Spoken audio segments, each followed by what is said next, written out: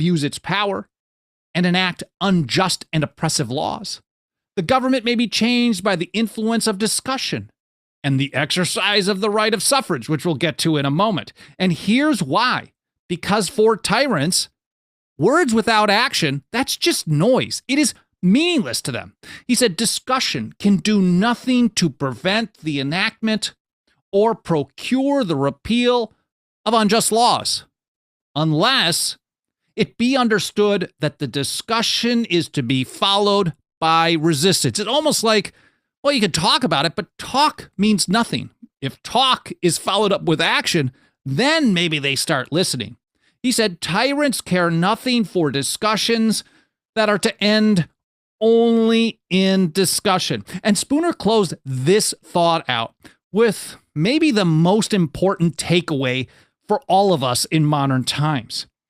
Anything that you do, unless it affects the enforcement of their so-called laws, regulations, rules, orders, and the like, well, it's worthless to tyrants. They don't care about it. It's just noise. Discussions, he said, which do not interfere with the enforcement of their laws are but idle wind to them.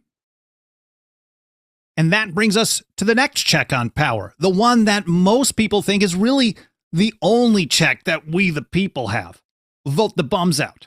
And this is where Spooner twists the knife and explains in detail why it just doesn't work. In fact, it's impossible, at least to start, because it's only every few years, and that can't stop the tyranny that's happening right now. You got to sit around and bear it for 2 or 4 or 6 years or much longer. He said suffrage is equally powerless and unreliable. It can be exercised only periodically. And the tyranny must at least be born until the time for suffrage comes. Now, let's say magically, somehow, the people are able to vote out all the bums, get rid of all the problematic people, and replace them with new ones, even though that never seems to happen. But let's say hypothetically, even in that situation, the new bums come in and they face the same incentives that the previous ones had: corruption, power, and the like. He said, besides, when the suffrage is exercised, it gives no guarantee for the repeal of existing laws that are oppressive, and no security against the enactment of new ones that are equally so. The second body of legislators are liable and likely to be just as tyrannical as the first.